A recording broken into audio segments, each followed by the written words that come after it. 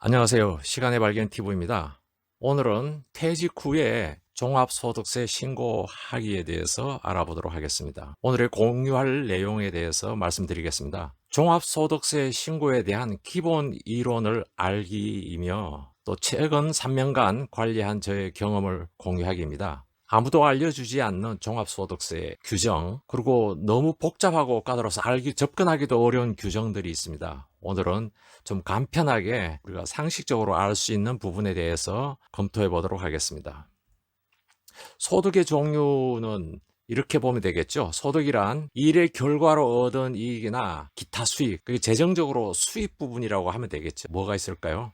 근로소득, 일하고 얻은 돈, 그 다음에 사업소득, 공장이나 가게를 운영하거나 프리랜서로서 얻은 돈, 이것이 사업소득이며, 연금소득, 말 그대로 연금 받은 그 돈, 그 다음에 금융소득, 이자나 배당 등 금융으로 얻은 돈을 금융소득이라 하죠. 기타소득, 일하지 않고 얻은 돈, 보조금이라든가 뭐 여러 가지 기타로 해서 있고, 요거는 종합소득세에 해당되지 않지만은 분류과세를 해서 퇴직금과 양도소득에 대한 별도로 또 처리하는 방법이 있습니다. 어쨌든 위에 5가지 항목에 대해서는 개인사업자나 사업 등록이 없는 개인은 의무로 신고하게 되어 있습니다. 자, 그럼 공제 종류.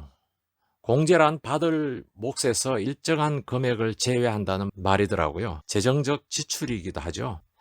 자, 필요 경비를 공제받을 수가 있죠. 소득 활동을 하기 위해서 제반 비용이 들어갈 수가 있잖아요. 제 같은 경우에 프리랜서일 경우에는 유류비가 들어갈 수도 있고, 또 톨게이트비도 들어갈 수 있고, 도로비, 감가상각비라든가 수리비, 광고비용, 통신비, 공과금, 보험료, 세금 계산서, 현금 영수증, 경조사비 등 이런 부분에 대해서 필요 경비로 저희들이 공제받을 수가 있고요. 그 다음에 기타 세액 감면 해당 항목은 작년에 2월 결손금, 그러니까 이전 회기에 2월된 손실금으로서 2월된 경우에 공제를 받을 수 있죠. 또 기장세액 이외에 여러 가지에 대한 세액 공제가 있을 수가 있고, 또 누진공제액이라고 해서 이렇게 규정이 나와 있더라고요. 이외에도 부양가족 외에 다양한 공제제도가 있습니다. 이런 부분들은 업종에 따라서 개인 환경에 따라서 너무 다양하기 때문에 뭐라고 말씀을 드릴 수가 없어요. 그러나 이 정도의 공제 구분이 있구나라는 걸 알고 우리가 이해했으면 좋을 것 같습니다. 종합소득세 신고 방법에 대해서 세무서 신고하는 방법과 홈택스 홈페이지에서 신고하는 방법과 세무사 의뢰해서 신고하는 방법이 있죠. 그럼 세무서 방문으로서 신고하는 방법을 저는 최근 작년 말고 재작년하고 그전 연도에는 세무서 방문해서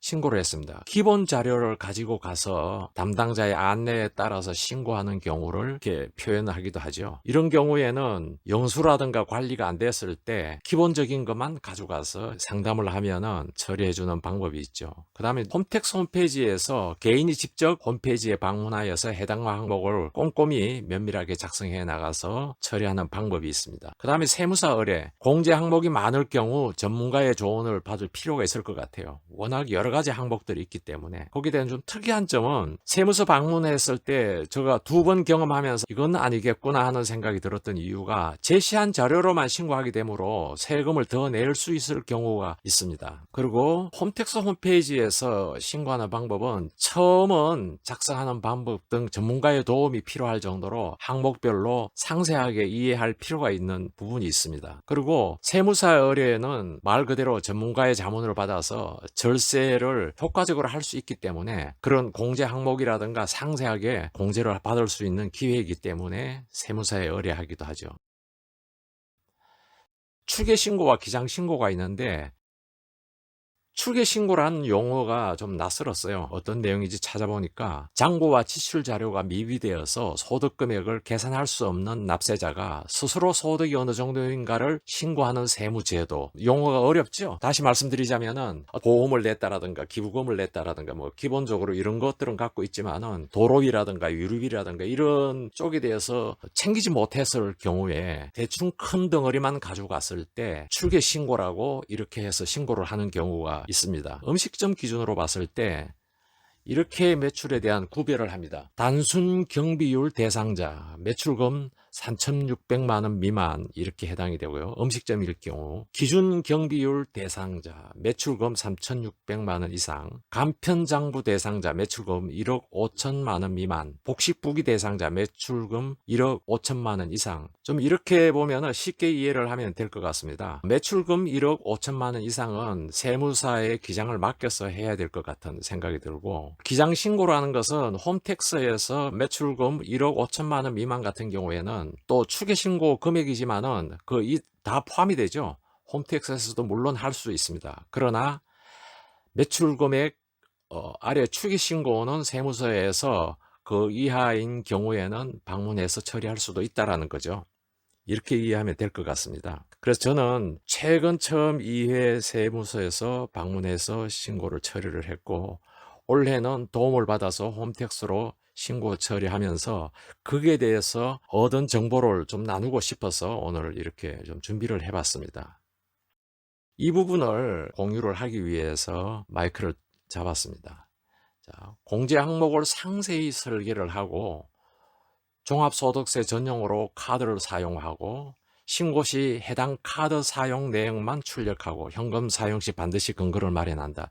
이 내용은 뭐냐면은 재작년에 제가 추계신고를 했습니다. 추계신고를 함으로 해서 세무서에서 인정하는 어떤 금액 한도를 공제를 해주고 신고를 마쳤어요. 좀 뭔가 많이 아쉬웠어요. 그리고 주변에 전문가들도 그렇게 하면은 손실을 볼 수 있으니까 전용 카드를 하나 만들어서 신고할 항목을 이 전용 카드를 쓰면 어떻겠느냐라는 이런 조언을 받았습니다. 그래서 작년 한 해 동안은 아예 이 전용 카드로 사용을 해서 홈택스에서 신고를 했습니다. 전에 세무서에 가서 추계 신고한 것보다는 훨씬 더 상세하게 많은 볼륨을 신고를 하게 되더라고요. 그래서 이걸 준비할 걸 연중에 관리를 해야 됩니다. 먼저 공제 항목을 상세히 설계를 할 필요가 있습니다. 어떤 항목을 이 전용 카드로서 사용할 것인지, 아까 그 공제 항목 보셨죠? 취미 활동으로 하는 경우라든가 이런 경우는 해당이 안 되죠. 그럼 그 항목을 하나하나를 적어서 그 항목일 경우에는 전용 카드를 쓰는 거죠. 하나를 정해서 신고 시에 그 해당 카드 내용만 카드사에 요청을 해가지고 그 출력만 해와서 등록을 하면은 간단하더라고요. 그리고 그 외에 카드로 못 쓴 경우 부조라든가 현금 사용 시는 반드시 그 근거를 가지고 있으면은 이 두 가지만 갖고 있으면은 거의 빠지지 않고 상세하게 공제 항목을 넣을 수가 있습니다. 그래서 원래 제가 그런 도움을 받아서 홈택스에서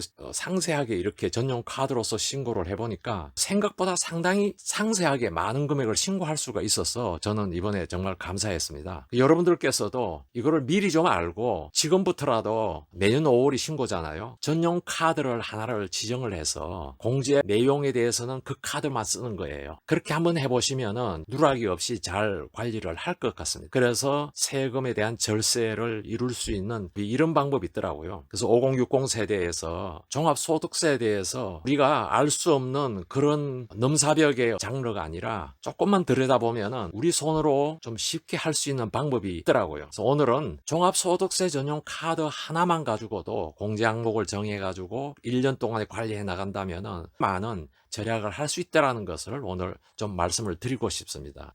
그리고 우리는 현재 성실하게 주어진 범위 내에서 절세할 수 있는 방법으로 관리를 했으면 좋겠습니다.